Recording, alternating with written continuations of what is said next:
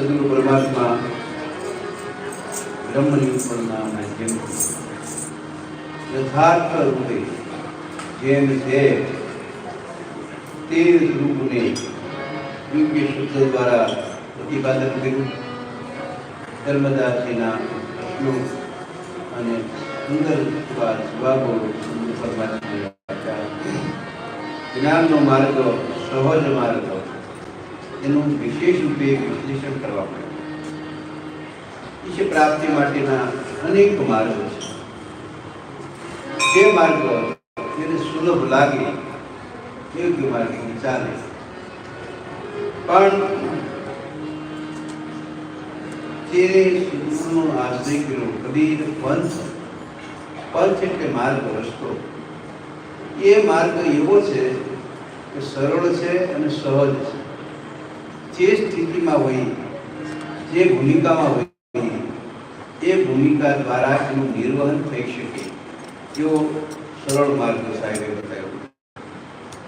જે યોગી મહાજ્ઞાની એની સાધના દ્વારા ફળશ્રુતિ સ્વરૂપે એને શું મળે એ આ છેલ્લા શ્લોકમાં આપણે જોયું હમણાં કે જીત યોગી મહાજ્ઞાની પુરુષાજ્ઞા પ્રભાવ સદેહો વા વિદેહર્ષ તત્વેવં વર્તતે સદા.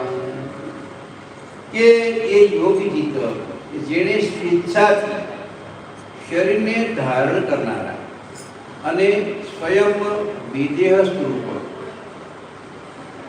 દેહમાં હોવા છતાં પણ એનાથી પર થયેલા.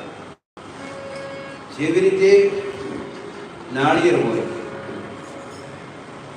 એ નાળિયેરને તમે ખખડાવો તો એમાં પાણીનો અવાજ આવે, પાણી નાળિયેર પી આપે. હવે એમાંથી કોપરું કાઢવું હોય તો એ નાળિયેરને તોડો, પછી એમાં છરી ચપ્પુ ને એક વાનાથી મહેનત કરો ત્યારે એમાંથી ટોપરું છૂટું પડે, શેષ ખાવા. એ કાચની ત્યારે એવું અદભુત રીતે ચોટી ગયેલું હોય એ જલ્દી ઉખડે. હવે એ જ નાળિયેર 3-4 મહિના પડ્યું રહે, પછી એને તમે આમ કાન પા રાખો ને એમાં કોટો પકડાય, પછી એને વધેલો એટલે એ શેષ ખાવા માટે કાંઈ પ્રયાસ કરવો પડે નહીં, જુદું જ હોય,